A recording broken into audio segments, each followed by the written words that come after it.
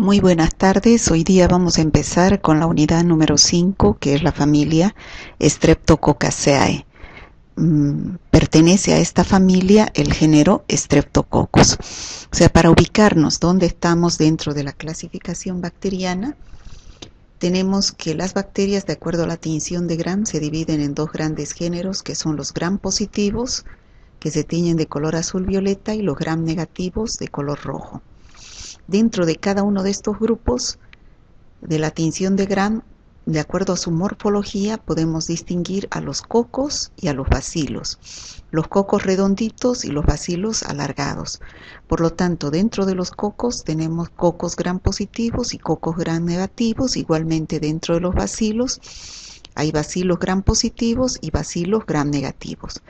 En la anterior clase habíamos ya hablado de la familia Micrococcaceae, donde uno de los géneros más importantes era el género Staphylococcus con sus tres especies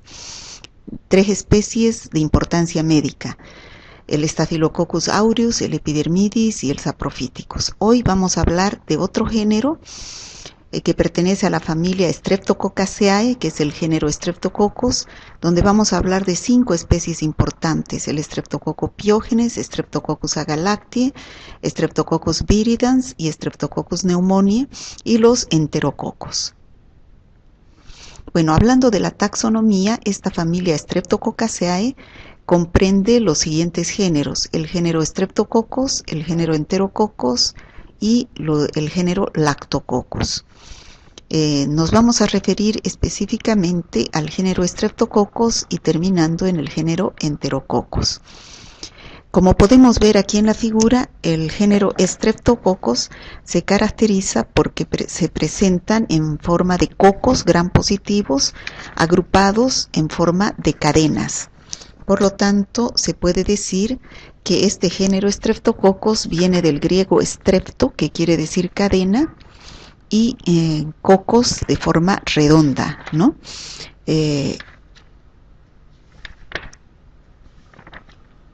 Pueden agruparse en pares o cadenas. Así tenemos, por ejemplo, en la figura, en forma de cadenas y en forma de pares, como vemos en esta figura de aquí abajo. Cuando se agrupan en forma de pares, reciben el nombre de diplococos. ¿Qué características tienen estos cocos Gram positivos?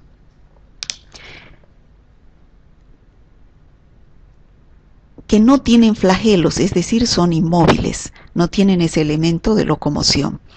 Son anaerobios facultativos, ¿qué quiere decir? Que pueden crecer en presencia o ausencia de oxígeno, y otros crecen en ambiente de 5 a 10% de dióxido de carbono, es decir, que son capnofílicos o en ambiente de microaerofilia, requieren 5 a 10% de dióxido de carbono.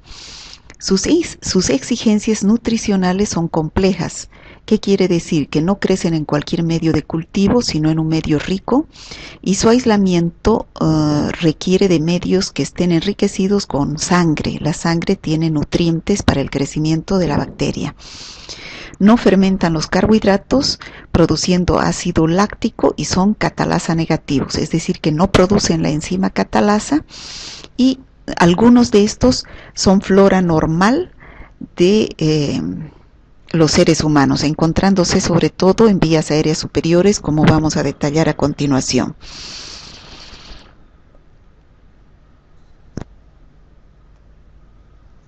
Aquí tenemos la clasificación de los principales estreptococos, donde, como vimos anteriormente, estaban clasificados en Streptococcus pyogenes, Agalactiae, bovis, Streptococcus del grupo C y G, Streptococcus del grupo viridans y el Streptococcus pneumoniae. Estos estreptococos tienen diversas clasificaciones, donde vemos que una de las más importantes es la clasificación de Lanzefeld. Según esta clasificación de Lanzefeld, ¿a qué se refiere? Rebecca Lanzefeld desarrolló en el año 1933 este sistema de clasificación serológica para diferenciar las cepas de acuerdo a la las cepas beta hemolíticas. La mayoría de estas cepas y algunas de las alfa hemolíticas y no hemolíticas poseen antígenos específicos de grupo, la mayoría de los cuales son carbohidratos. Estos antígenos se pueden detectar fácilmente con pruebas inmunológicas y han sido útiles para la identificación rápida de algunos patógenos de este género de estreptococos. Entonces, de acuerdo a Lancefield, algunos de estos estreptococos, como el estreptococo piógenes, tiene un antígeno al cual le ha denominado del grupo A. El Streptococcus agalactiae, el antígeno del grupo B. El Streptococcus pneumoniae y del grupo viridans no tienen este antígeno, por lo tanto Rebecca Lancefield no los clasificó de acuerdo a esta clasificación. Los enterococos son del grupo D y existen otras especies del grupo C y G. Pero existe otra clasificación de acuerdo a la hemólisis que producen en un medio de cultivo que es el agar sangre. Como podemos ver, este es el medio de cultivo llamado agar sangre. Es un medio enriquecido con sangre donde crecen los estreptococos produciendo diversos tipos de colonias. Como vemos acá, estos estreptococos, algunos estreptococos producen unas toxinas llamadas hemolicinas que producen la hidrólisis de los eritrocitos que forman parte del agar sangre. Cuando esta hidrólisis es total, producen un halo, o sea, como vemos aquí en la figura, un halo bien claro, que significa destrucción total de los eritrocitos, y a esta destrucción total de los eritrocitos se ha denominado hemólisis beta. En cambio, hay otros estreptococos que producen una hemólisis parcial del agar sangre, como vemos aquí a continuación, un halo que no es tan claro como el anterior, es un halo verdoso, pequeño, y a esto ha denominado hemólisis alfa. Entonces, de acuerdo a esto, los estreptococos que producen destrucción total, es decir, hemólisis beta, son el Streptococcus piógenes y el Streptococcus agalactiae y algunos enterococos. En cambio, el Streptococcus pneumoniae y los Streptococos del grupo viridans producen hemólisis alfa, que quiere decir destrucción parcial de los eritrocitos del agar sangre. Los enterococos pueden producir hemólisis alfa, beta o gamma, y otras especies como las especies C y G de los estreptococos producen hemólisis beta. Vimos esta tomando en cuenta otras características de los estreptococos. Ya hemos dicho que se reciben diversas denominaciones de acuerdo al grupo de Lancefield y de acuerdo a la hemólisis que producen, ¿no? Ahora, de acuerdo al hábitat que tienen, es decir, ¿qué significa hábitat? ¿Dónde son normales estos microorganismos? El estreptococo piógenes se encuentra en la mayor parte del ser humano en su faringe y en la piel, formando parte como flora normal. Eso es hábitat. El Streptococcus agalactiae se puede encontrar formando parte del tracto genital femenino. El Streptococcus bovis se encuentra en el colon. Los Streptococos del grupo C y G en la nasofaringe. Los Streptococos del grupo viridans, su hábitat más importante es la boca. O sea, todos tenemos en la boca y en la faringe Streptococos del grupo viridans. Y también se encuentran en el intestino, en los genitales femeninos. Y el neumococo se encuentra en algunas personas como parte del tracto respiratorio superior, es decir, en las fosas nasales, y puede haber también como flora normal en la faringe. Bueno, existen diversas pruebas mediante las cuales podemos identificar a estos estreptococos en el laboratorio.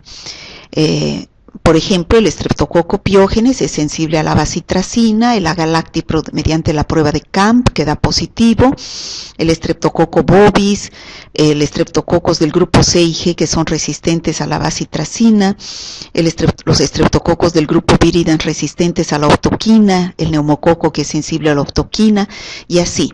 Son pruebas que se realizan en el laboratorio para informar al médico qué tipo de estreptococos es el que está produciendo la infección. ¿Cuáles son las enfermedades más frecuentes? Este es un cuadro de resumen. Todo esto lo vamos a a explicar a continuación en forma más detallada. En el caso del Streptococcus pyogenes tenemos la faringitis como la enfermedad más importante, la faringitis estreptocócica. También tenemos la erisipela, la escarlatina, la fiebre reumática, la endocarditis, el Streptococcus agalactiae, la sepsis meningitis neonatal, el Streptococcus bovis como infección más importante, la endocarditis bacteriana, y así sucesivamente vamos a ir describiendo cada uno de estos estreptococos. ¿Qué es lo que vamos a hablar en esta unidad? Vamos a hablar de la morfología y tinción de Gram de este género Streptococcus y de los enterococos. Vamos a hablar de la clasificación, vamos a hablar de las especies más importantes en medicina, que son los Streptococcus pyogenes, agalactiae, los enterococos, viridans y el Streptococcus pneumoniae o neumococo. De cada uno de estos vamos a ver por qué producen su acción patógena, qué es lo que producen estas bacterias, toxinas, fermentos o enzimas, y sus cuadros clínicos que producen, es decir, las enfermedades que producen. Todos estos estreptococos pueden, además de ser habitantes normales de algunos lugares del organismo humano, cuando ingresan a lugares donde no son flora normal, pueden producir diversas infecciones y algunas de estas son graves, como por ejemplo las neumonías, meningitis, sepsis, endocarditis bacteriana, faringitis, y algunas de estas pueden producir secuelas bien graves como la fiebre reumática y la glomerulonefritis. Bueno, ya dijimos y volvemos a repetir mediante esta diapositiva para que les quede bien claro que una de las clasificaciones se basa en el tipo de hemólisis que producen los estreptococos en el agar sangre. Aquí se ve bien claro los tipos de hemólisis. Por ejemplo, esta es una colonia y alrededor de la colonia tenemos un halo bien claro. A esto se llama hemólisis beta porque el estreptococo ha producido destrucción total al crecer mediante sus toxinas de los eritrocitos del agar sangre donde crece. ¿Quiénes producen esta hemólisis beta? El Streptococcus pyogenes y el Streptococcus agalactiae. En cambio, los estreptococos del grupo viridans y el Streptococcus pneumoniae o neumococo produce hemólisis alfa. Como vemos acá en la figura, esta hemólisis alfa, que es hemólisis parcial, es decir, destrucción total, parcial de los eritrocitos por las toxinas de estos estreptococos. Y cuando no hay hemólisis, como vemos acá, entonces tenemos a los enterococos, particularmente el Enterococcus fecalis, que no produce destrucción de los eritrocitos, por lo tanto no se observa ningún halo, ni claro ni verdoso alrededor de las colonias que produce. Bueno, vamos a empezar a describir cada uno de estas especies del género Streptococcus, empezando por el Streptococcus pneumoniae, llamado también comúnmente neumococo. ¿Qué características tiene el neumococo? Es una bacteria gram positiva, podemos decir que es un coco gram positivo que tiene una longitud de 1.2 a 1.8 micras y presenta forma ovalada. Esta es la diferencia que tiene con los otros cocos gram positivos que vamos a ver adelante, que la forma de este estreptococo no es redonda, es una forma ovaladita, y como vemos aquí en la figura se encuentra en grupos de a dos, o sea, formando diplococos. Es inmóvil, es decir, que no tienen flagelos, no forma esporos, y es alfa hemolítico. Dijimos que alfa hemolítico era que al crecer en el agar sangre produce hemólisis parcial, es decir, un halo verdoso. Ya hemos dicho que se presenta en forma de diplococo en grupos de dos, por lo que inicialmente fue denominado Diplococcus pneumoniae. Su hábitat natural es la nasofaringe humana, es decir, se encuentra en forma normal en algunas personas, en muchas, en más del 60%, en la nasofaringe, es decir, en la nariz y en la faringe. Ahí es normal, pero donde no es normal es en vías aéreas inferiores, es decir, en los pulmones, en la tráquea, en los bronquios. Es de alto riesgo la presencia de esta bacteria en pacientes que tienen su sistema inmunológico deprimido. como los pacientes VIH, los pacientes que están en tratamiento con cáncer, los diabéticos. ¿Cuáles son los factores de virulencia de esta bacteria? Los factores de virulencia de esta bacteria son varios, ¿no? Empezando por, ¿por qué qué son factores de virulencia? Ya hemos dicho en anteriores clases que los factores de virulencia eran aquellos mediante las propiedades mediante las cuales la bacteria producía los cuadros clínicos descritos. Uno de ellos es la adherencia, que es la capacidad de adherirse en forma eficiente a células blanco, es decir, es un elemento crucial en la etapa inicial de la infección. Este neumococo establece una íntima interacción con el mucus del tracto respiratorio.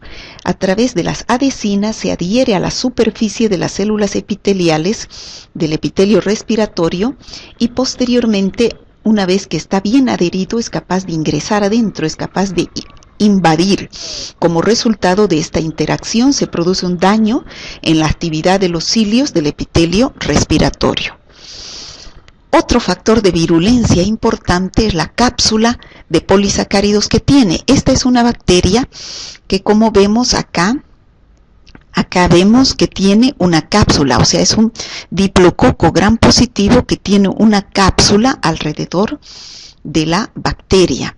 Esa es una cápsula de polisacáridos, es un factor de virulencia más importante, ya que las cepas capsuladas son capaces de eludir la acción fagocitaria de los macrófagos, ¿no? Las cepas no capsuladas no producen infección en el hombre ni en los animales de experimentación. Las cepas con cápsulas son capaces de producir, de invadir y protegerse de los macrófagos y poder invadir el organismo humano y producir la infección. Es el factor de patogenicidad más importante del Streptococcus pneumoniae o neumococo. Una toxina llamada neumolicina, que es una toxina citolítica. Desde el punto de vista fisiológico puede considerarse una toxina, ya que destruye la membrana de los glóbulos rojos y es la responsable de la hemólisis que hablamos anteriormente, que se observa en el agar sangre. En este caso, el neumococo produce una hemólisis parcial, es decir, una hemólisis en el medio del agar sangre al crecer. Esta neumolicina se relaciona inmunológicamente con la streptolicina O producida por los estreptococos beta hemolíticos del grupo A. Otro factor de virulencia importante es una enzima llamada neuraminidasa. Esta enzima neuraminidasa es una enzima capaz de hidrolizar las glicoproteínas y los glucolípidos de las células y por lo tanto tendría un papel importante para ayudar a la diseminación de la bacteria y su multiplicación de este neumococo en los tejidos infectados, ya que disminuye la viscosidad del mucus que reviste el epitelio respiratorio y altera la estructura de los oligosacáridos, exponiendo los receptores y facilitando la colonización de la bacteria. Existe también una inmunoglobulina, es un anticuerpo llamada proteasa para IgA. Entonces, las cepas de Streptococcus pneumoniae producen una proteasa que hidroliza e inactiva a la inmunoglobulina A1 presente en las mucosas, lo cual facilita su adherencia y la colonización del estreptococo en el epitelio respiratorio. Estas IgA proteasas son producidas también por otras bacterias capaces de producir infecciones severas, como por ejemplo el Haemophilus influenza, la Neisseria meningitidis. En su pared celular tiene como componente importante el ácido teitóico, que es rico en galactosamina, fosfato y en colina. Esta última sustancia es exclusiva de esta bacteria y cumple una función reguladora importante en la hidrólisis de la pared. Este ácido teitóico se dispone en dos formas en la pared celular, una expuesta en la superficie celular conocida como sustancia C y otra unida en forma covalente a las células, a los lípidos de la membrana citoplasmática. Estas producen respuesta inmune no específica. Entonces, estos son todos los factores de virulencia del neumococo o Streptococcus pneumoniae a través de los cuales puede invadir el organismo humano y producir las diversas infecciones que vamos a situar a continuación. Bueno, dijimos que, hablando de la epidemiología, ¿cuál es el hábitat del Streptococcus pneumoniae? Con frecuencia, en la mayor parte de los pacientes, habita en la nasofaringe y en la faringe de pacientes sanos. Por lo tanto, estos pueden ser portadores sanos de esta bacteria y eliminar a través de las gotitas de flujo o gotitas de saliva al medio ambiente superior, al medio ambiente, ¿no? Pero esta bacteria también puede ir para adentro, es decir, aquí es normal en el aparato respiratorio superior, pero cuando ingresa aparato respiratorio inferior, que son la tráquea, los bronquios, y sobre todo llega a los pulmones, puede ser causante de una enfermedad infecciosa grave, que es la neumonía, donde es la presencia del neumococo en los pulmones, ¿no? Llamada neumonía. También puede ir hacia los senos paranasales, como vemos acá en la figura, y producir sinusitis. O también puede ir a los oídos y producir otitis media, o también puede ir a las meninges y producir meningitis. Esas son las infecciones más importantes del Streptococcus pneumoniae. La enfermedad neumocócica aparece cuando los microorganismos, como dije anteriormente, que colonizan la parte de vías aéreas superiores, que son la nasofaringe y la bucofaringe, se diseminan hasta localizaciones alejadas, como los pulmones, produciendo la neumonía, senos paranasales, produciendo sinusitis, o la otitis media en los oídos, y en las meninges, la meningitis. En todas estas enfermedades se puede producir también una diseminación hematógena, es decir, la bacteria puede pasar a la sangre y a través de la sangre a otros órganos. Bueno, ya dijimos anteriormente, por su ubicación en el tracto respiratorio superior, como hábitat normal, este Streptococcus pneumoniae se transmite con mucha facilidad de persona a persona a través de las gotitas de saliva que contamina el ambiente, y la difusibilidad aumenta durante el curso de infecciones respiratorias con presencia de tos, porque el paciente al toser elimina en las gotitas al medio ambiente y aumento de las secreciones, o sea, en la gripe, donde hay aumento de mucosidad y a través de las cuales puede contaminar los vómites, por ejemplo, las superficies lisas, y dejar los estreptococos en esas superficies y ser una fuente de infección para otras personas. Bueno, ya dijimos anteriormente, es la principal causa de neumonía. La segunda enfermedad es la meningitis, y también otitis y sinusitis, ¿no? Otitis media y sinusitis. Provoca entre 1 y 2 millones de muertes en menores de 5 años en países en vías de desarrollo, es decir, en países pobres como el nuestro, produciendo infecciones respiratorias agudas, y junto a la tuberculosis constituye una de las principales causas de muerte por infección en los niños. Tiene un periodo de incubación corto de 1 a 3 días, es decir, que una vez que ingresa la bacteria, rápidamente se produce la signo-sintomatología a nivel del tracto respiratorio sobre todo. Bueno, aquí tenemos la meningitis, que es una inflamación de las meninges que rodean y protegen el cerebro y la médula espinal. Las bacterias bloquean los vasos sanguíneos en el cerebro y esto conlleva un derrame y lesión cerebral. La meningitis progresa con mucha rapidez, por lo que el diagnóstico y tratamiento precoz es importante para prevenir las secuelas severas y la muerte. Todos sabemos cómo es la triada clínica de la meningitis. Sabemos que un paciente tiene meningitis porque presenta una triada específica que es rigidez de nuca, o sea, rigidez de cuello, además fiebre y cefalea, es decir, dolor de cabeza. Esa es la triada típica de un paciente con meningitis. Bueno, este es un cuadro de resumen donde vemos que las enfermedades por Streptococcus pneumoniae cuando ingresa de vías aéreas superiores o a través del medio externo por aire contaminado que ingresa por la vía respiratoria, entonces puede llegar hacia los senos paranasales, producir sinusitis, al oído medio, producir otitis media aguda, o al pulmón, produciendo neumonía, o puede ir a través de la sangre, produciendo bacteremia. En algunos casos puede producir sepsis, o en otros casos puede producir en el sistema sistema nervioso central meningitis, o en el pericardio puede producir pericarditis, o a las articulaciones artritis. ¿Cuál es el tratamiento del neumococo?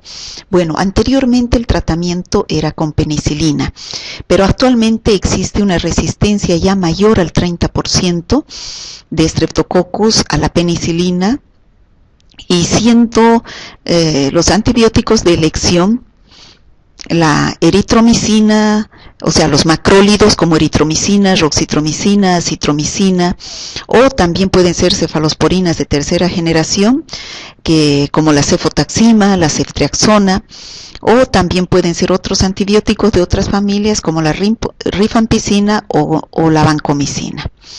Bueno, ya hemos descrito al Streptococcus pneumoniae, ahora nos vamos a referir al Streptococcus pyogenes, llamado también estreptococo del grupo A de Lancefield, y también, de acuerdo a la hemólisis, es estreptococo beta hemolítico. Este Streptococcus pyogenes es una bacteria, como vemos acá en la figura, es un coco gram positivo que se agrupa en cadenas. Tiene, de acuerdo a la clasificación de Lancefield, como dijimos anteriormente, tiene un antígeno del grupo A en sus paredes celulares, y por la hemólisis produce beta hemólisis cuando se cultiva en el agar sangre. Estas cepas de Streptococcus pyogenes son cocos esféricos de diámetro comprendido entre 1 a 2 micras. Bueno, ¿qué tiene en su estructura? Tiene una cápsula. En el caso anterior dijimos que el neumococo tenía una cápsula de polisacáridos. En este caso, la cápsula del Streptococcus pyogenes es de ácido hialurónico. Tiene antígenos proteicos, donde el más importante es el antígeno llamado proteína M. También puede haber el antígeno T y el antígeno R. Y además tiene un carbohidrato en esta parte, que es el carbohidrato C. ¿Cuáles son sus factores de virulencia? Los anteriormente citados, en su pared celular tiene una cápsula de ácido hialurónico y tiene la proteína M, pero además produce toxinas y enzimas, a través de las cuales es capaz de producir una serie de enfermedades infecciosas cuando ingresa al organismo humano. Dentro de las toxinas que contribuyen a la virulencia del Streptococcus pyogenes, tenemos la toxina eritrogénica, que las cepas que causan erisipela y escarlatina inducen fiebre y funcionan como superantígenos, y la toxina piogénica, ¿no? Y dentro de las enzimas tenemos las desoxirribonucleasas, o enzimas inmunológicas, designadas como DNasa A, B, C y D. Los anticuerpos contra la DNasa B, que son los anti-DNasa B, son útiles junto con los títulos de antiestreptolicinas para la documentación serológica de infecciones faringeas o cutáneas previas por estreptococos del grupo A. La hialuronidasa es otra enzima producida por estreptococo del grupo A que despolimeriza la sustancia fundamental del tejido conectivo, que es el ácido hialurónico, lo que conduce a la propagación por contigüidad del organismo. Entonces, gracias a esto se produce la diseminación de la bacteria. Otra enzima importante son las streptoquinasas, producidas por estos estreptococos. ¿Qué función tienen? Hidrolizar los coágulos de fibrina, y pueden funcionar en la virulencia al evitar la formación de las barreras de fibrina en la periferia de las lesiones estreptocócicas que se propagan. La contribución de estas enzimas y toxinas a la infección es algo incierta. Bueno, estos serían los principales factores de virulencia del Streptococcus pyogenes. Ahora, ¿qué enfermedades produce el Streptococcus pyogenes? ¿Cuáles son los cuadros clínicos? ¿Cómo es la patogenia? ¿Cómo se origina la infección? Se producen infecciones por acción directa y por acción indirecta. Entonces, o por acción a distancia, que también se dice, ¿no? Por acción directa son las de la misma bacteria que ingresa a través de de una herida abierta, por ejemplo, son las infecciones supuradas. ¿Qué quiere decir infecciones supuradas? Que producen pus, material purulento. Entonces ahí la bacteria se adhiere a las células del huésped a través de una colonización faríngea y a través de sus mecanismos de virulencia, que son los piliofimbrias, se adhiere la proteína M y el ácido lipoteitoico, que son sus factores de virulencia, se adhieren a las células del huésped y evitan la fagocitosis a través de su cápsula que tiene de ácido hialurónico y de la proteína M, que hemos citado anteriormente, y por el efecto de sus enzimas y toxinas evita la localización de la infección. O también puede ser que actúe a distancia. En estos casos produce cuadros que no son supurativos, es decir, que no producen secreción purulenta, no producen pus. Y generalmente estas vienen a ser complicaciones de estas infecciones anteriores, que son las infecciones supuradas. Estos se consideran en mecanismos autoinmunes por depósitos de inmunocomplejos. Aquí vamos a citar a la fiebre reumática, la glomerulonefritis aguda y la endocarditis, que vamos a citar a continuación. Bueno, primero vamos a ver las infecciones del Streptococcus pyogenes por acción directa, es decir, las infecciones supuradas que producen pus, ¿no? Aquí hemos visto las infecciones supuradas. Entonces, una de las más importantes que se asocia a muchas enfermedades, algunas muy importantes, es la faringitis estreptocócica. ¿Qué es la faringitis estreptocócica? Es la inflamación e infección de la faringe. Como vemos en esta figura, por entrada de las bacterias o de los virus se puede producir faringitis. Pero hay una diferencia entre la faringitis viral y la faringitis estreptocócica o bacteriana. Cuando ingresan las bacterias se produce una faringe eritematosa, edematosa, o sea, hinchada, faringe roja, y con puntos blancos de pus. Como vemos aquí en la figura, hay puntos blancos de pus. Esa es la faringitis pultácea, que se llama, producida por Streptococcus pyogenes, que es una infección purulenta. En cambio, cuando la faringitis es producida por virus, no se producen estos puntos blancos de pus. Es una faringe eritematosa y el paciente solamente tiene odinofagia, es decir, dolor al tragar, disfagia, dificultad para tragar por la inflamación de la faringe. En cambio, en la faringitis estreptocócica vamos a ver una faringe eritematosa, es decir, roja, edematosa y con placa bacteriana, es decir, vemos aquí que hay secreción purulenta, placas blancas, lo cual nos da un indicio que puede tratarse de una faringitis producida por Streptococcus pyogenes. Otra infección que produce ya a nivel de piel es la celulitis. La celulitis, como vemos ahí en la figura, es una infección cutánea que afecta sobre todo a los tejidos subcutáneos, ¿no? Tenemos aquí que aparece la parte infectada, edematosa, eritematosa, es decir, roja, ¿no? Es una infección purulenta producida por Streptococcus pyogenes.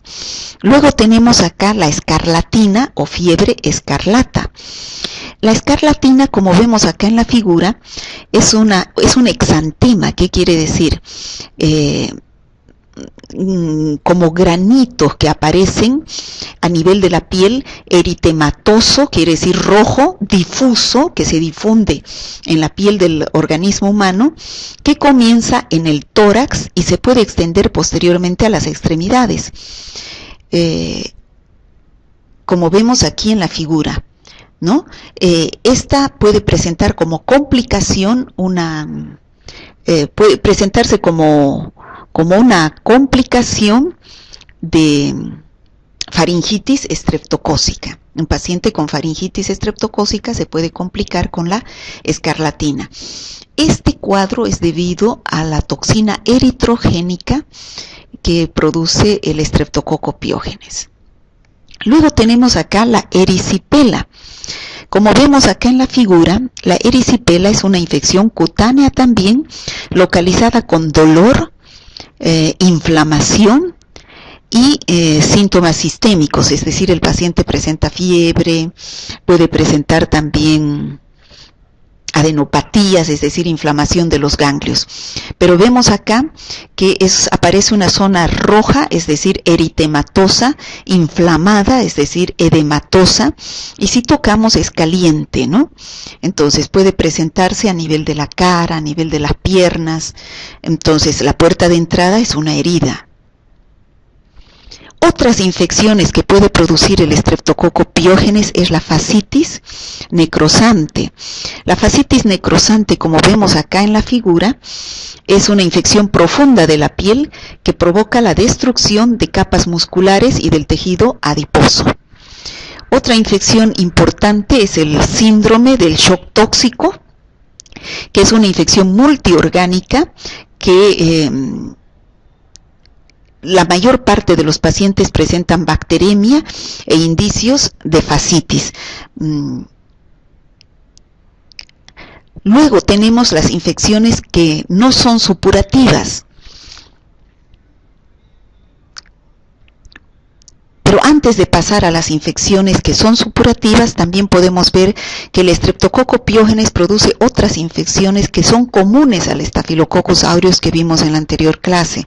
Puede producir también abscesos o forúnculos, puede producir también erisipela, puede producir también meningitis, sepsis, bacteremias, es decir, son infecciones comunes que también puede producir el Staphylococcus aureus y también el Streptococcus pyogenes.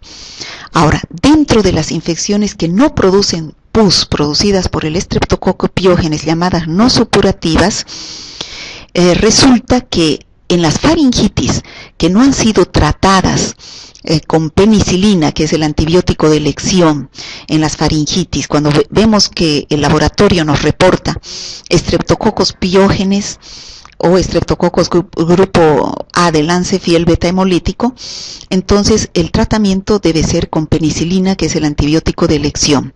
Pero muchas veces, ¿por qué? Porque la penicilina hasta el momento no tiene resistencia en el Streptococcus pyogenes. Por eso es el antibiótico de elección. A no ser que el paciente sea alérgico a la penicilina, entonces y ahí se prueba con macrólidos. Entonces, generalmente los niños que sufren de faringitis y no han sido tratados, faringitis estreptocócica estamos hablando, y no han sido tratados con penicilina, entonces se puede complicar el cuadro y se produce una respuesta a una infección por Streptococcus, donde el sistema inmunitario del organismo ataca a los tejidos sanos. Es decir, ese Streptococcus que está en la faringe produce anticuerpos y se forman unos inmunocomplejos que atacando a los tejidos sanos, como ser, por ejemplo, en el corazón, producir la fiebre reumática y la endocarditis, y a nivel de los riñones, producir la glomerulonefritis. Estas son las infecciones a distancia, como dijimos anteriormente, que son consecuencia de faringitis mal curadas o maltratadas, que pueden producir estos inmunocomplejos que van a llegar a producir como la fiebre reumática, que es caracterizada por alteraciones inflamatorias del corazón o de las articulaciones, desde artralgias hasta artritis, en los vasos sanguíneos y en los tejidos subcutáneos también.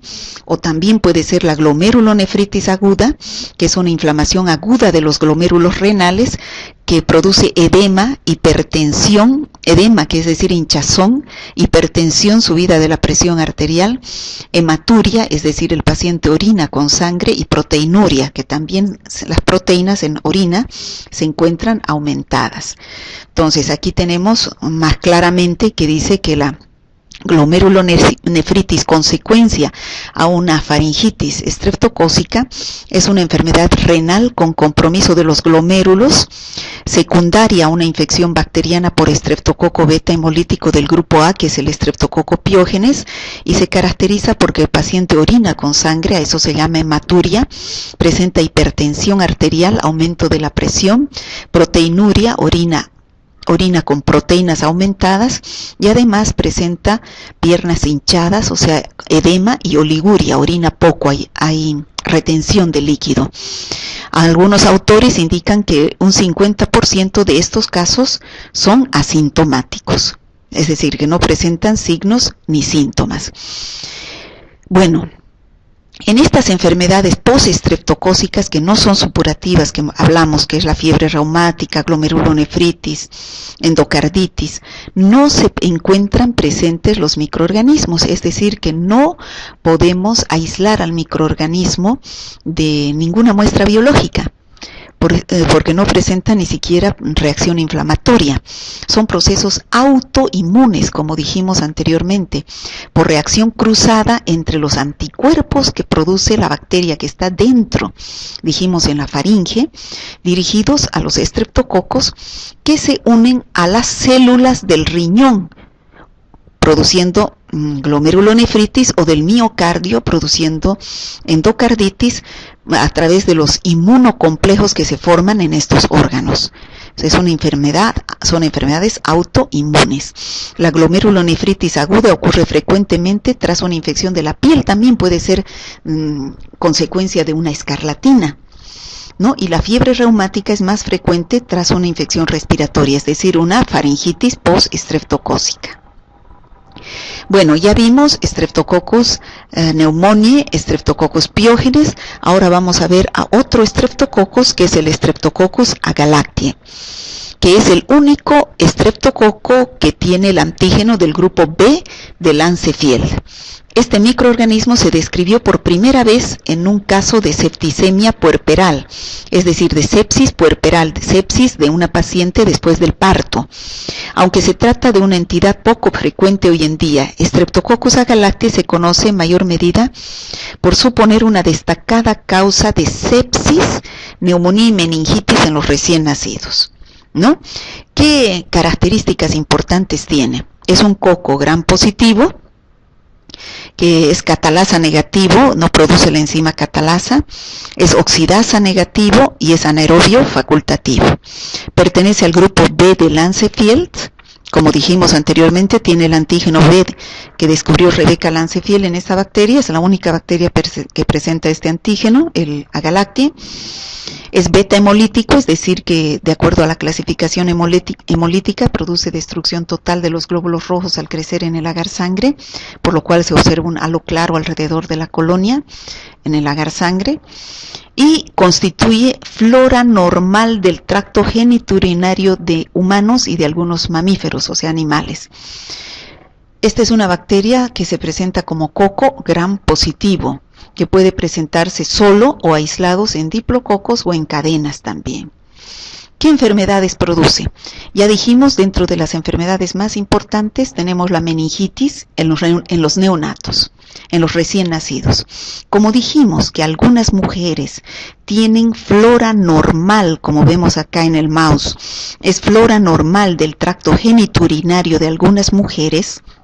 Entonces, cuando la mujer está embarazada y ese niño nace por parto, entonces va a aspirar esas secreciones genitales de la madre con Streptococcus agalactiae y puede ir hacia las meninges y producir meningitis neonatal. Esa meningitis neonatal puede ser precoz o puede ser tardía. Entonces, la enfermedad en los niños menores de 7 días se denomina enfermedad de comienzo precoz, mientras la que aparece entre la primera y la semana y los 3 meses de vida es una enfermedad de meningitis de comienzo tardío. Y además puede producir sepsis, es decir, una infección generalizada en el recién nacido. Esas son las infecciones más importantes de esta bacteria, que es el Streptococcus agalactiae, grupo P de Lancefield, y es beta hemolítico.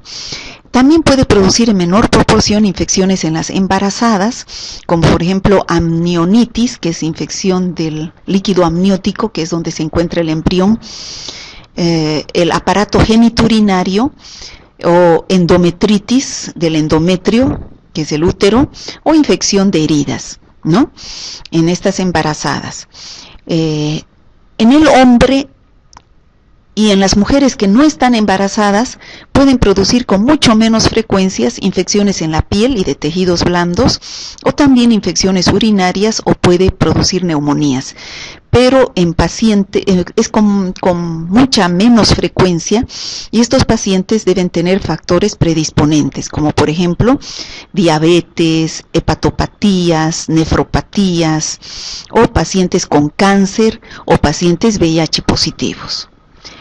Vuelvo a repetir, las infecciones más frecuentes son las infecciones neonatales, meningitis y sepsis neonatal. Entonces ahora vamos a entrar a otros estreptococos llamados estreptococos del grupo viridans. ¿Qué características tienen los estreptococos del grupo viridans? Son cocos gram positivos, como vemos acá en la figura, se agrupan en cadenas, son anaerobios facultativos, es decir, que pueden crecer en presencia o ausencia de oxígeno, pero generalmente crecen en presencia de 10% de dióxido de carbono, es decir, son microaerófilos en una lata con vela. Tienen requerimientos nutricionales, es decir, el medio de cultivo son exigentes, el medio de cultivo en el cual se deben sembrar es agar sangre, produce alfa hemólisis, es decir, destrucción parcial de los glóbulos rojos, produciendo un halo verdoso alrededor de la colonia, y algunas cepas pueden ser que no produzcan hemólisis, pero la mayoría producen alfa hemólisis, como vemos aquí. En este medio de cultivo, que esta bacteria produce una hemólisis verdosa por destrucción parcial de los glóbulos rojos.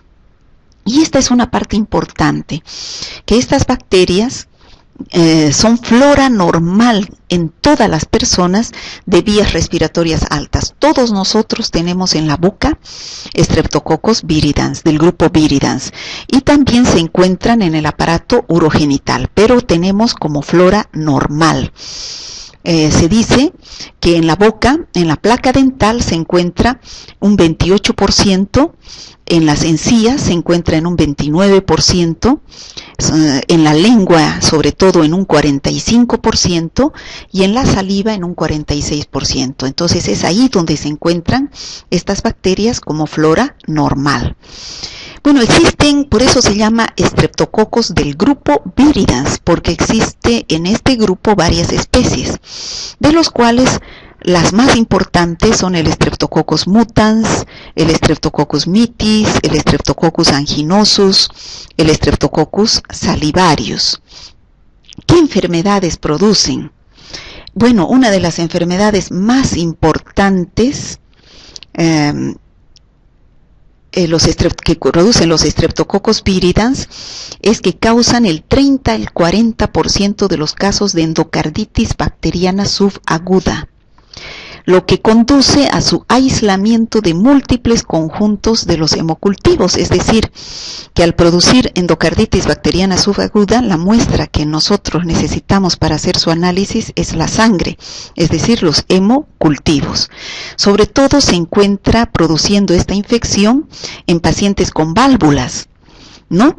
¿Cuáles de estos estreptococos? El Streptococcus mitis, sanguis, oralis, gordoni, mutans, salivarius, entre otros, ¿no? Como vemos aquí en la figura, se depositan los estreptococos del grupo viridans produciendo inflamación del endocardio y la posible infección en la superficie del endocardio. También producen otras infecciones como abscesos cerebrales y en el hígado, es decir, abscesos hepáticos. Y las manipulaciones dentales son factores predisponentes para desarrollar endocarditis. Es decir, que en los pacientes, como tenemos gran cantidad de flora habitual de Streptococcus viridans, del grupo viridans en la boca, al hacer una extracción dentaria, por ejemplo, puede ser una puerta de entrada para que estas bacterias pasen a la sangre y se ingresan en gran cantidad. Y el paciente es inmunodeprimido, puede ir hacia el endocardio a través de la sangre y producir cuadros de endocarditis. Aquí tenemos al Streptococcus mutans, que también es... tenemos al Streptococcus del grupo viridans, el Streptococcus mutans, que como dijimos en una de las primeras clases, es causante de la caries dental, a través del glicocálix, que es una estructura que tiene en su pared celular, que se adhiere fuertemente al esmalte dental, produciendo la caries dental. Y aquí tenemos otras especies del grupo viridans que producen, como dijimos anteriormente, la endocarditis. Bueno, aquí tenemos un cuadro de resumen sobre las enfermedades más importantes que producen las especies de Streptococcus del grupo viridans. Así tenemos, por ejemplo, el anginosus, que produce abscesos cerebrales, orofaringios y de la cavidad peritoneal; el mitis, que produce endocarditis subaguda, sepsis, neumonía y meningitis; el mutans, que produce la caries dental; el salivarius, que produce bacteriemias; el bovis, también bacteriemias en pacientes que tienen cáncer del aparato digestivo. Y así, tenemos en este cuadro un resumen de las diversas especies de Streptococcus del grupo viridans que producen cuadros clínicos. Bueno, también tenemos otros Streptococcus. Bueno, hasta el momento hemos visto Streptococcus pneumoniae, Streptococcus pyogenes, Streptococcus agalactiae, Streptococcus del grupo viridans, y nos faltan los Streptococcus del grupo C y G. Tenemos dos especies importantes aquí, el Streptococcus dysgalactiae y el Streptococcus equi. ¿Cuál es el hábitat del Streptococcus dysgalactiae? La faringe, sobre todo en pacientes portadores asintomáticos. ¿Qué cuadros clínicos puede producir? Se puede aislar de la faringe, productor de faringitis y amigdalitis exudativa; en sepsis en pacientes neutropénicos, es decir, en pacientes que tienen las defensas bajas, o también pueden producir sepsis puerperal, o también pueden producirse celulitis, fascitis, que hemos citado a continuación. En cambio, el Streptococcus equi se encuentra más en los animales, produciendo mastitis bovina, es decir, inflamación de las mamas de las vacas, o infecciones respiratorias en caballos, o artritis en los corderos, entre otras. Bueno, hemos hablado de todos los Streptococcus, pero dijimos también que dentro de este grupo de los, antiguamente dentro de los Streptococcus, también se estudiaba a los enterococos. Posteriormente se separó al género de los enterococos del grupo de los Streptococcus, debido a que comparten el antígeno de la pared celular del grupo D, un ácido teitoico con glicerol con otros Streptococcus. Pero ya en el año 1984 los enterococos se clasificaron en el nuevo género llamado género Enterococcus, el cual consta actualmente de 40 especies. Sin embargo, relativamente pocas especies son patógenas importantes para los seres humanos. Bueno, las más importantes que se aíslan en los seres humanos, ahí tenemos varias especies que pertenecen a la familia Streptococcaceae, pero el género es Enterococcus. En cambio, las anteriores que vimos, el género era Streptococcus. Ahora es el género Streptococcus, de las cuales las más importantes en clínica médica son el Enterococcus fecalis, el Enterococcus faecium, el Enterococcus gallinarum y el Enterococcus caseliflavus. También constituyen frecuentes colonizadores del aparato digestivo, es decir, estas bacterias se encuentran como flora normal en el tubo digestivo. Revisten importancia porque estas especies muestran resistencia intrínseca a la vancomicina, o sea que estas bacterias se pueden encontrar como flora normal del intestino humano, sobre todo en el colon. De ahí reciben el nombre de enterococos. Entero quiere decir intestino, ¿no? Cocos del intestino. Bueno, ¿qué características tiene? Son cocos gram positivos, agrupados en pares y cadenas cortas, son inmóviles, no tienen flagelos, no producen esporas, son anaerobios facultativos, ya sabemos lo que significa eso. Bueno, estas son pruebas bioquímicas que son catalasa negativos, oxidasa negativos, producen hemólisis alfa, beta o gamma. Entonces, como vimos en el primer cuadro, resisten la desecación, congelación, por lo tanto son resistentes, se pueden encontrar fácilmente viables en el medio ambiente. Tienen resistencia natural a muchos antibióticos, como ser, por ejemplo, la vancomicina. Tolera desinfectantes y antisépticos, por lo tanto no es fácil de destruir esta bacteria. Y cuando están presentes en los alimentos, cuando se aísla de los alimentos, es indicador de contaminación fecal. ¿Qué quiere decir? Que esta bacteria, al ser flora normal del intestino, si los encontramos en los alimentos, quiere decir que son contaminantes fecales. Bueno, ¿qué infecciones producen? Dentro de las infecciones que producen tenemos infecciones urinarias, infecciones intraabdominales y pelvianas. Producen también endocarditis a nivel del corazón, sepsis neonatal, infecciones de heridas, también puede llegar a las meninges y producir meningitis. Bueno, ya hemos visto todas las características generales del género Streptococcus y del género Enterococcus que pertenecen a la familia Streptococcaceae. Ahora, ¿cómo se identifican estas bacterias en el laboratorio? Bueno, de acuerdo a la tinción de Gram, son cocos gram positivos. Ya hemos dicho, cuando hemos descrito a cada una de las especies, de los géneros y de las especies, que algunos se agrupan en cadenas y otros se agrupan en grupos de a dos. Por ejemplo, los diplococos son el neumococo, ¿no? Y en cadenas tenemos al resto de los estreptococos. Cocos gram positivos en pares o cadenas cortas, y el medio de cultivo en el cual crecen estas bacterias es un medio rico que se llama agar sangre, es un medio enriquecido con muchos nutrientes porque es una bacteria muy exigente. Pero estas bacterias, como hemos visto, producen hemólisis al crecer en el agar sangre debido a las toxinas que producen, ¿no?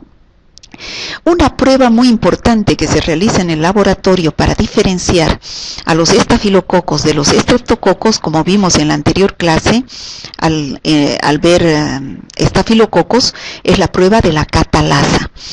Para recordar, la prueba de la catalasa consiste en colocar una gota de peróxido de hidrógeno en un portaobjetos y con un asa de platino colocamos la colonia, que nosotros queremos saber si es estafilococos o es streptococos o pertenece a la familia Streptococcaceae. Vemos que los estafilococos desprenden oxígeno, lo cual se manifiesta macroscópicamente por la presencia de burbujas. En cambio, los estreptococos o de la familia Streptococcaceae no producen oxígeno, por lo que no producen la enzima catalasa que desdobla el peróxido de hidrógeno, por lo tanto no se va a observar esas burbujas. Entonces aquí tenemos la prueba de catalasa negativa y la prueba de catalasa positiva. Estas pruebas se hacen en el laboratorio. Bueno, aquí tenemos nuevamente, para repetir, que son cocos gram positivos cuando los observamos en la tinción de Gram, que pueden presentarse solos, en cadenas o en diplococos, en el caso del neumococo, y que son catalasa negativos, es decir, que no producen burbujas al hacer reaccionar con el peróxido de hidrógeno porque no tienen la enzima catalasa que produce el desdoblamiento del peróxido de hidrógeno en oxígeno y agua. Bueno, haciendo un recuadro, un resumen de lo que hemos visto, tenemos aquí, hemos estudiado a los diferentes estreptococos y los enterococos, los hemos clasificado de acuerdo al grupo de Lancefield en estreptococos del grupo A, B, C y G, ¿no? Otros que no poseen, como el neumococo, ninguno de estos antígenos, de acuerdo a la hemólisis que producen, hemólisis beta, hemólisis alfa, y otros que no producen hemólisis, y de acuerdo al hábitat, es decir, ¿Dónde se encuentran como flora normal? Tenemos que la mayoría se encuentran en el tracto respiratorio superior, a excepción del Streptococcus agalacti, que su hábitat normal es el tracto genital femenino. Las pruebas de laboratorio, que es las que vamos a ver a continuación, que se utilizan en el laboratorio para su identificación, y las enfermedades que vimos anteriormente en cada una de las especies, las enfermedades más importantes que producen. Entonces, ahora nos vamos a referir específicamente a esta parte que es el diagnóstico del laboratorio de estas especies. Ya dijimos que microscópicamente son cocos gram positivos que, de acuerdo a su hemólisis, cómo crecen en el agar sangre, se clasifican en alfa hemolíticos, beta hemolíticos o gamma hemolíticos. Ya hemos dicho que beta hemolíticos, como vemos aquí, es destrucción total de los glóbulos rojos, por eso esa hemólisis clara. Alfa hemolíticos, cuando la destrucción es parcial, vemos esa hemólisis verdosa. Y gamma hemolíticos, que donde crece la bacteria, en las colonias no se produce ningún halo claro, ¿no? En el caso, ¿cómo identificamos al Streptococcus pyogenes en el laboratorio? Crece en el medio de cultivo, que es el agar sangre, y vamos a ver en la tinción de gram cocos gram positivos agrupados en cadenas. Entonces, ¿cuál es el disco de antibiótico que se utiliza para su identificación? El disco de la bacitracina. Entonces, sembramos el Streptococcus pyogenes, supuestamente, si es piógenes, se va a formar un halo claro, va a ser sensible a la bacitracina, y con esto decimos que es Streptococcus pyogenes. Sin embargo, cuando no vemos, como en este caso, una zona, no vemos zona de inhibición, no vemos un halo alrededor del disco de bacitracina, entonces decimos que no es Streptococcus pyogenes. En el caso del Streptococcus agalacti tenemos la prueba de Camp, que significa hacer en el laboratorio colocando una estría de estafilococo y colocando en forma perpendicular una estría con el asa de platino del estreptococo que queremos saber si es un Streptococcus agalacti. Incubamos y al día siguiente vamos a ver si se produce esta hemólisis que se potencia entre el Staphylococcus aureus y el Streptococcus beta hemolítico grupo el Streptococcus beta hemolítico grupo B de Lancefiel, que es el Streptococcus agalacti. Si es Streptococcus agalacti, se produce una potencialización de esa hemólisis y se observa como una punta de flecha donde en la proximidad de estas dos bacterias. Si no es Streptococcus agalacti, no se forma esa punta de flecha, como vemos en esta figura 4.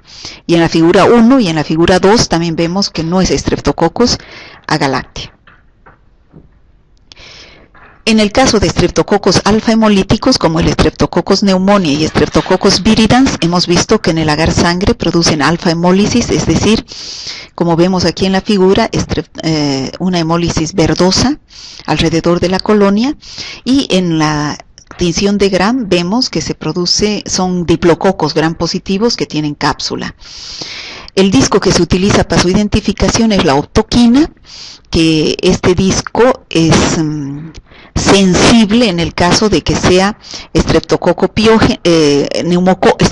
pneumoniae, y es resistente cuando no es Streptococcus pneumoniae, como vemos aquí a continuación. Y en el caso de los enterococos utilizamos dos medios de cultivo, que son la bilis esculina y el crecimiento en un medio de cultivo que es el cloruro de sodio. Cuando es enterococo, cuando la bacteria desarrolla en el cloruro de sodio, se produce un enturbiamiento del medio.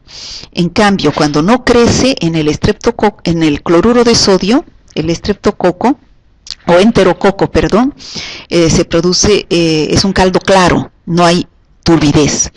Entonces, cuando crece en el cloruro de sodio al 6,5%, es un enterococo. y cuando la prueba de bilis esculina da un color negro, como vemos en esta figura, es un enterococo. Todas estas son pruebas bioquímicas que realizan los bioquímicos bacteriólogos en el laboratorio para la identificación y para decir al médico, es tal enfermedad como faringitis está producida por un estreptococo piógenes. ¿Por qué? Porque la prueba de bacitracina dio positiva, sensible. Pero estas pruebas no las hacen en el laboratorio de medicina porque son específicas para un laboratorio académico de bioquímica, del laboratorio de bioquímica. Entonces, estas son las pruebas de bilis esculina, donde vemos negro, que en forma negra crece el Enterococcus fecalis. Bueno, aquí tenemos un cuestionario para ver si hemos aprendido algo del tema de hoy. Por ejemplo, ¿qué morfología presentan los estreptococos y los enterococos? Ya dijimos que la morfología que presentan son cocos gram positivos, que pueden presentarse en cadenas, o pueden presentarse aislados, solitos, o pueden presentarse en grupos de a dos, como en el caso del neumococo, que son diplococos.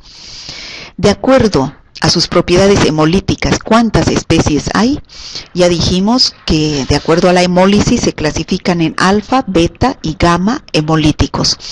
Alfa hemolíticos cuando es hemólisis parcial de los glóbulos rojos en el agar sangre, beta hemolíticos cuando es hemólisis total, se observa un halo claro en el agar sangre, y gamma hemolíticos cuando no producen hemólisis. Ahora, el Streptococcus pneumoniae, ¿qué tipo de hemólisis produce? Produce alfa hemólisis, es decir, destrucción parcial de los glóbulos rojos en el agar sangre. ¿Dónde se encuentra en condiciones normales? El Streptococcus pneumoniae en condiciones normales, hemos dicho que una gran parte de la población tiene en las vías aéreas superiores, es decir, en la nasofaringe, pero en condiciones normales. ¿Qué factor antifagocitario tiene? Su cápsula. Tiene una cápsula de polisacáridos a través de la cual inhibe la fagocitosis de los macrófagos.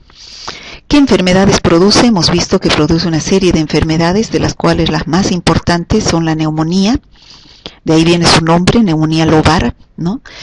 También produce meningitis, también puede producir sepsis, también puede producir endocarditis, entre otras infecciones, otitis media, puede producir sinusitis, ¿no?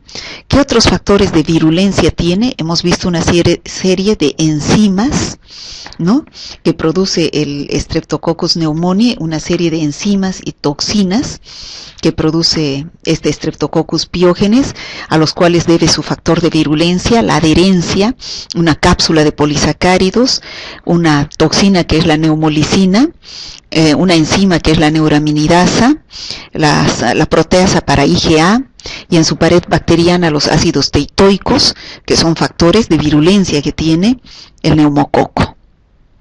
Hablando del Streptococo piógenes ahora, ¿a qué grupo de Lancefield pertenece? Al grupo A de Lancefield, porque tiene el antígeno A. ¿Qué tipo de hemólisis produce? Produce beta hemólisis, porque destruye totalmente las colonias al crecer en el agar sangre, destruyen totalmente los glóbulos rojos, produciendo un halo claro. ¿Qué enfermedades producen?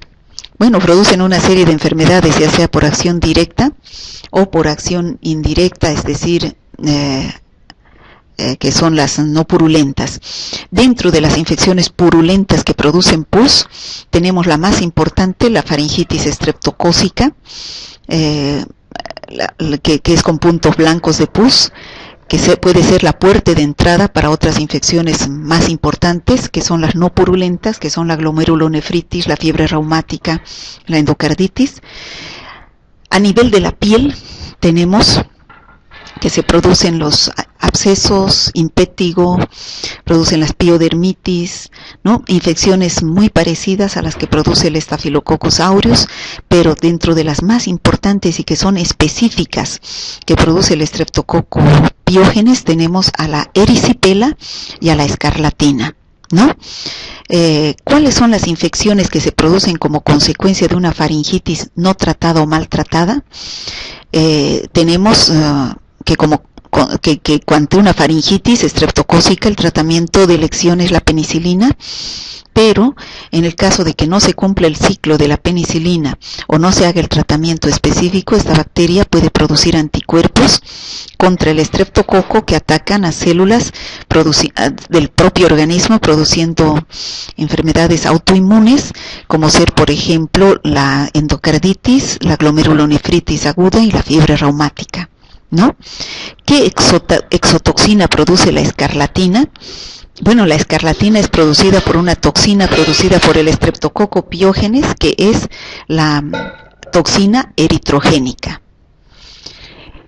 Bueno, el Streptococcus agalactia, ¿a qué grupo de Lancefield pertenece? Al grupo B de Lancefield. ¿Qué tipo de hemólisis produce? Hemólisis beta. ¿Qué enfermedades produce?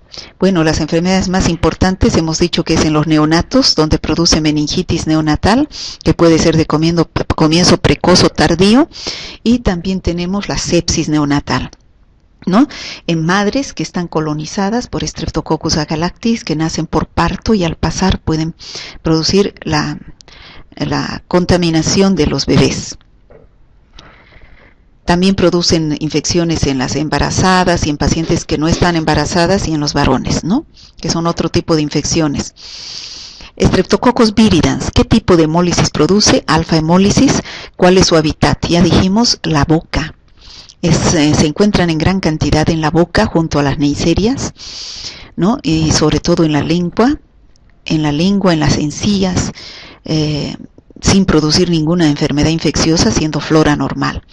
¿Qué cuadros clínicos producen? Dentro de la infección más importante está la endocarditis bacteriana subaguda, que es la infección a nivel del endocardio, sobre todo en pacientes que tienen válvulas que se infectan, o en pacientes que son sometidos a cirugías de los dientes, y puede ser una puerta de entrada para que vaya a través de la sangre hacia el endocardio.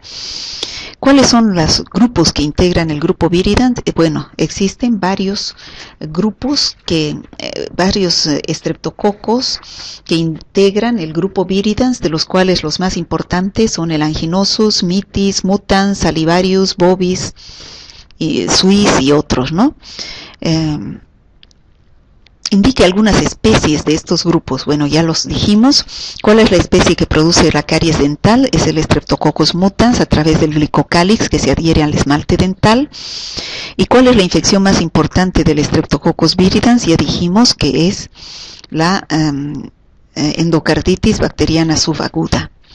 Y del grupo enterococos podemos decir por qué se diferencian de los otros grupos. Bueno, esto se los dejo a ustedes ya para que investiguen. ¿Cuál es su hábitat? Lo dijimos, entero, intestino. Cocos, son cocos del intestino. ¿Qué cuadros clínicos producen? Lo dijimos. ¿Qué medio se utiliza para su identificación? También lo dijimos, son las últimas diapositivas. ¿Y a qué antibiótico tiene resistencia intrínseca? También lo dijimos, pero lo vuelvo a repetir, a la vancomicina. Bueno, terminamos la clase con un pensamiento, que si tenemos pensamientos positivos es imposible sentirnos mal. Muchas gracias, chicos, espero aprovechen la clase.